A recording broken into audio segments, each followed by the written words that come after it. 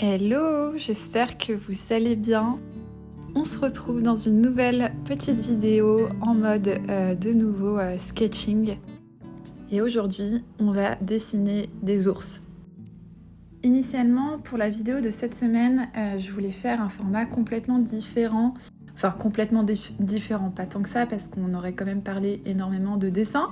Je voulais faire un format où j'allais utiliser un Rainbow Pencil, un crayon arc-en-ciel.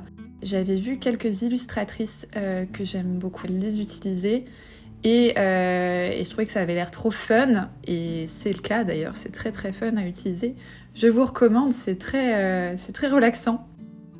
Et ce que je vous avais proposé sur Instagram, c'était qu'on fasse une sorte de vidéo collaborative où j'allais dessiner des idées que vous proposiez.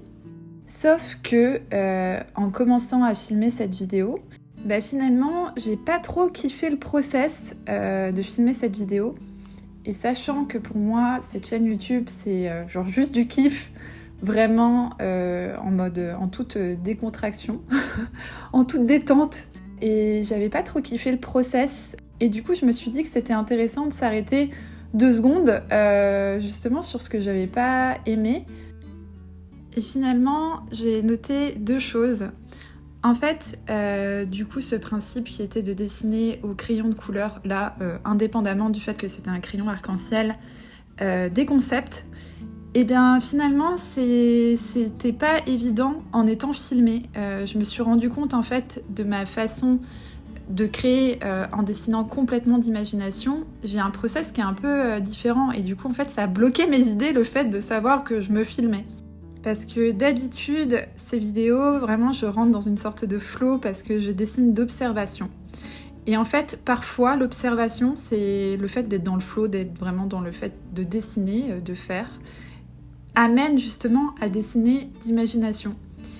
Et là, c'était un peu abrupt. J'ai commencé à filmer cette vidéo en attaquant directement du coup les concepts. Donc typiquement, il y avait un petit chien qui fait du surf, il y avait un chien qui portait un sac à dos, un chien saucisse qui dort.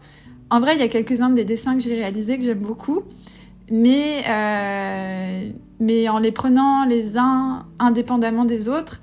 Et le résultat au global, j'en étais pas hyper satisfaite, ni satisfaite du process. Je pense justement par rapport à ce que je vous disais, que quand on dessine d'imagination, complètement d'imagination, on a, je pense, besoin, comme en sport, d'un petit temps d'échauffement pour pouvoir se mettre dans le flow. et voilà, c'était peut-être là-dessus, que je me suis rendu compte que ça m'avait bloqué. Et donc, clairement, je sais, et en plus je le sais quand je fais des commandes clients, que pour rentrer dans ce dessin plus de concept et de dessiner d'imagination, j'ai besoin de me mettre dans le flow. La deuxième chose que j'ai remarqué, c'est que j'aime profondément chercher des idées et donc dessiner d'imagination avec les feutres. En fait, je trouve que les feutres apportent une injustesse. En fait, c'est pas un trait qui est tel qu'un crayon ou un liner où on va devoir dessiner vraiment le contour parfait. Je trouve que moi, le feutre m'aide énormément à chercher mes traits. Et donc du coup, pour du dessin d'imagination, je préfère largement à l'heure actuelle. Peut-être que ça changerait. Et d'ailleurs, ça m'arrive de chercher certains concepts vraiment en mode au crayon directement. Mais pour des vidéos, je préfère chercher au feutre. Et du coup, c'est pour ça que ça n'a pas participé à mon kiff. Donc voilà, ça m'intéresserait de savoir aussi ce que vous en pensez sur votre façon de dessiner. Je sais qu'on peut avoir des méthodes un peu différente quand on cherche à vraiment trouver un concept ou à vraiment dessiner juste d'observation. Et donc pour cette vidéo, finalement, comme vous le voyez, je suis partie sur une petite session sketching comme j'adore faire avec mes feutres. Et ce qui est hyper intéressant, c'est ce que je vous disais, c'est que le dessin d'observation amène à du dessin d'imagination. C'est un peu, de toute façon, cette partie où on a, dans notre cerveau, on a un peu deux modes de pensée. Et j'avais envie de rajouter un peu du décor, en fait, en dessinant ces ours. J'avais envie, parce que je sais que Dans mes envies profondes, j'aimerais faire des couvertures de livres également. Et j'aime bien quand il y a du décor. Et les dernières fois aussi, quand j'ai dessiné des décors, je me suis rendu compte d'un truc, c'est que finalement, de chercher les décors comme j'ai l'habitude de chercher des animaux et des personnages, c'est-à-dire au feutre, avec des aplats, et après, on vient chercher peut-être plus le détail. C'était vraiment ma façon de fonctionner. Je me trouve beaucoup plus juste à penser quelque chose au global. Et d'ailleurs, je crois que c'est un conseil que beaucoup de dessinateurs donnent. D'abord, de penser global avant de penser détail. Typiquement, quand on dessine un visage, on va venir dessiner sa forme, on va comprendre son volume. Et ensuite, peu à peu, on va rajouter du détail. Mais on va placer les choses au fur et à mesure. Et après, peut-être qu'on aura placé le nez. Et après, dans une étape 3, on va venir commencer à dessiner les narines, à dessiner les taches de rousseur. Enfin, voilà. Et donc, je me suis dit que j'allais profiter de ces petites sessions sketching pour justement un peu pratiquer le dessin de paysages. Et j'étais hyper contente de cet ours et de l'imaginer en train de sortir un peu d'herbe haute, en train d'admirer la montagne.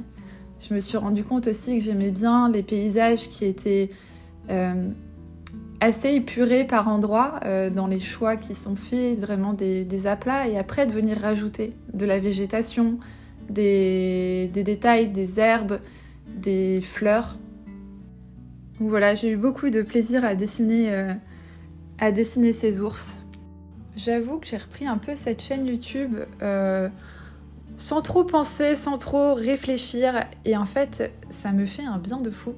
Justement, de faire des choses spontanément, naturellement, sans trop se prendre la tête. Et c'est marrant, j'ai remarqué, et c'est quelque chose d'ailleurs que j'ai remarqué pas que via cette chaîne YouTube, c'est que parfois on est un peu trop dans sa tête à vouloir suranticiper un peu tout. Et finalement, quand on est appelé à faire quelque chose simplement par envie, que c'est une envie régulière, et en fait c'est cool de la suivre juste pour voir ce que ça va donner. Et finalement on aura nos réponses au fur et à mesure de faire et d'avancer. Et du coup je me suis rendu compte que cette chaîne YouTube, j'avais vraiment envie qu'elle soit à l'image de ses premières vidéos, c'est-à-dire juste on parle dessin, créativité et on se prend pas la tête. J'ai envie de cosy. Parce que je sais pas pour vous, mais dans la vie, des fois, je me dis, on manque de cosy. On a besoin de cosy et de légèreté.